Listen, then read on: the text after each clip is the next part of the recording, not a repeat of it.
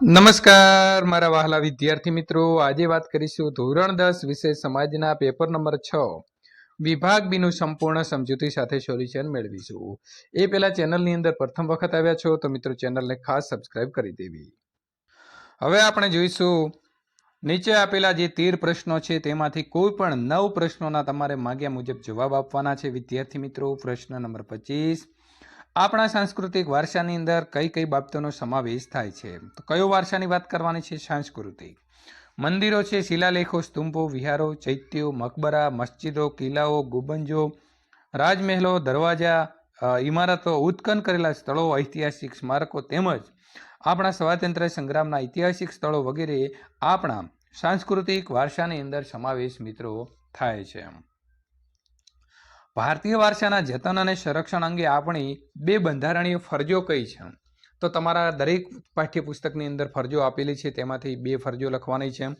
તો આપણા બંધારણના અનુચ્છેદ 51 ક ની અંદર ભારતની મૂળભૂત ફરજો જે છે દર્શાવી છે, તેમાં 6 જ અને ટ એટલે કે 6, 7 અને 9 ની અંદર ભારતના ભવ્ય સાંસ્કૃતિક વારસાના જતન માટે નીચેની ફરજોનો સમાવેશ કરવામાં આવ્યો છે।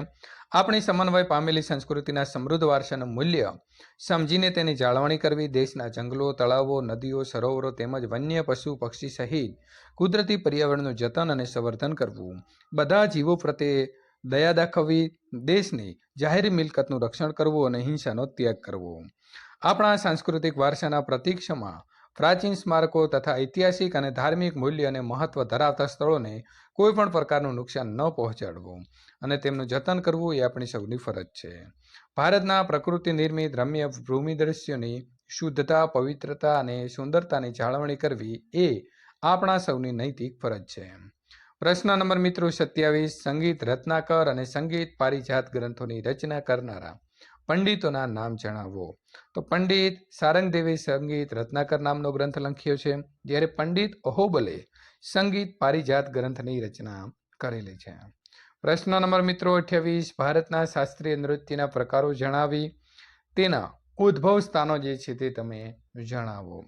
તો ભરતનાટ્યમ, કુચીપુડી, કથકલી, કથક, મણિપુરી વગેરે ભારતના શાસ્ત્રીય નૃત્યના મુખ્ય પ્રકારો છે। ભરતનાટ્યમનું ઉદ્ભવ સ્થાન તમિલનાડુના તાંજોર જિલ્લો ગણાય છે। કુચીપુડીનું ઉદ્ભવ સ્થાન આંધ્રપ્રદેશ રાજ્ય છે। કથકલીનું ઉદ્ભવ સ્થાન કેરળ રાજ્ય છે। જ્યારે મિત્રો કથક, અહીં તમારે કથક જે છે એ કથકનું ઉદ્ભવ સ્થાન ઉત્તર ભારત છે, જ્યારે મણિપુરી નૃત્યનું મુખ્ય કેન્દ્ર મણિપુર રાજ્ય છે। વધારાનો પ્રશ્ન આપેલો છે, કુમિન અને ગરબા 2 શબ્દનો પરિચય આપવાનો છે। તો મણિપુરી નૃત્યની અંદર નૃત્ય કુમિન તરીકે ઓળખાતો ઘેરા લીલા રંગનો ચણિયો અને રેશમનો કબજો પહેરીને કમરે પટ્ટો બાંધે છે। ગરબો શબ્દ ગર્ભદીપ ઉપરથી ઉતરી આવ્યો છે। મિત્રો ગળાને કોરવીને તેમાં દીવો મૂકવો અને એની ચોમેરે તેને મિત્રો માથે મૂકીને ગોળાકાર નૃત્ય કરવું તે। પ્રશ્ન નંબર 29, પ્રાચીન ભારતથી સમયથી ભારત તીર્થભૂમિ રહ્યું છે, આ વિધાન સમજાવો અથવા તો ભારતની અંદર આવેલા તીર્થ સ્થાનોનો પરિચય આપો। તો ભારતની અંદર 4 ધામની અને 12 જ્યોતિર્લિંગની યાત્રા જે છે મિત્રો ખૂબ મહત્વની ગણાય છે। 4 મુખ્ય ધામની વાત કરીએ તો બદ્રીનાથ ઉત્તરાખંડ, રામેશ્વરમ તમિલનાડુ, દ્વારકા ગુજરાત અને જગન્નાથપુરી ઓડિશા આ પવિત્ર તીર્થ સ્થળનો સમાવેશ થાય છે। આ ઉપરાંત 21 શક્તિપીઠોને અને જમ્મુ કાશ્મીરમાં આવેલા અમરનાથ તથા વૈષ્ણવ દેવીની યાત્રા પણ ખૂબ મહત્વની મિત્રો ગણાય છે। ગુજરાતની અંદર ગિરનારની લીલી પરિક્રમા, શેત્રુંજય અને નર્મદાની પરિક્રમા પવિત્ર ગણાય છે। દર વર્ષે ઘણા ભાવિકો આ પરિક્રમા કરી ધન્યતા અનુભવે છે। આમ ભારતના લોકો તીર્થો, પવિત્ર સ્થળ, પર્વતો અને નદીઓની યાત્રા મિત્રો યાત્રાઓ જાય છે। આથી કહી શકાય કે પ્રાચીન સમયથી ભારતની અંદર તીર્થભૂમિનું મહત્વ ખૂબ વિદ્યાર્થી મિત્રો રહ્યું છે। સ્વામી વિવેકાનંદે વિશ્વ ધર્મ પરિષદની અંદર ધર્મ વિશે શું કહ્યું હતું? તો સ્વામી વિવેકાનંદે યુએસએની અંદર શિકાગો શહેરમાં યોજાયેલી વિશ્વ ધર્મ પરિષદની અંદર હાજરી આપી હતી। સ્વામી વિવેકાનંદે શિકાગોમાં યોજાયેલ વિશ્વ ધર્મ પરિષદની અંદર ભારતીય ધર્મ વિશે આ પ્રમાણે કહ્યું હતું, મને કહેતા ગર્વ થાય છે કે જે ધર્મનો હું પ્રતિનિધિ છું તે ધર્મે જગતને સહિષ્ણુતા અને વિશ્વ બંધુત્વના પાઠ શીખવ્યા છે। લુપ્ત થતા વન્ય જીવ ટૂંકમાં માહિતી આપો। જે પ્રાણી જાતિના છેલ્લા સજીવના મૃત્યુ વિશે લેશ માત્ર શંકા ન રહી હોય એ પ્રાણી લુપ્ત વન્યજીવ તરીકે કહેવાય છે. આજે વિશ્વની અંદર અસંખ્ય આ પ્રકારના વન્યજીવ વિનાશના આરે ઊભેલા છે. ગત સદીની શરૂઆતમાં વાઘ સમગ્ર ભારતની અંદર જોવા મળતો હતો. આજે માત્ર મધ્યપ્રદેશ, પશ્ચિમ બંગાળ અને હિમાલયના ક્ષેત્રોની અંદર વાઘ જોવા મળે છે. એ સમયગાળાની અંદર ગુજરાતના ઈડર, અંબાજી અને પંચમહાલ તથા ડાંગના જંગલોની અંદર પણ વાઘ હતા. આજે ગુજરાતના જંગલોમાંથી વાઘ સંપૂર્ણપણે નષ્ટ થયા છે. આજે ભારતની જંગલોમાંથી ચિત્તો લુપ્ત થઈ ચૂક્યો છે. અગાઉ ભારતના જંગલોમાં સહેજ જોવા મળતી પક્ષીઓની અનેક જાતો એવી છે કે હવે ભાગ્યે જ જોવા મળે છે. ગીધ છે, ગુલાબી ડોકવાળી બતક છે, સારસ, ઘુવડ વગેરે પક્ષીઓ ભયના આરે આવીને ઉભેલા છે, એટલે કે લુપ્ત થવાની મિત્રો તૈયારી છે. અરુણાચલ પ્રદેશની અંદર એક સમયે મોટી સંખ્યામાં જોવા મળતા મોટા ચિલોત્રો આજે સરળતાથી ક્યાંય જોવા પણ મળતો નથી. નદીઓના મીઠા પાણીની અંદર જોવા મળતી મગરની પ્રજાતિ, ઘડિયાળ અને ગંગે ડોલ્ફિન વિનાશના આરે ઉભેલા જીવો છે. ઓડિશા અને ગુજરાતના સમુદ્ર કિનારે રેતીના તટે ઈંડા મૂકવા આવતા સમુદ્રી કાચબાઓની સંખ્યા સતત અત્યારે ઘટતી રહી છે. ગુજરાતની વાત કરીએ તો નર્મદા, તાપી, મહી અને સાબરમતી નદીઓની અંદર જળ બિલાડી લગભગ લુપ્ત થઈ રહી છે.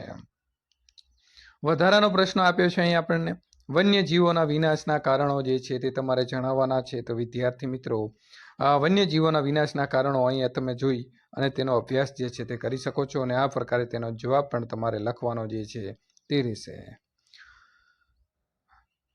ત્યાર પછી આપણને આગળનો જે પ્રશ્ન આપ્યો છે એ પ્રશ્નની આપણે હવે ચર્ચા કરીશું. અબરખ વિશે માહિતી આપો. તો અબરખના ગુણધર્મો અને તેના ઉપયોગો વિદ્યાર્થી મિત્રો નીચે પ્રમાણે છે.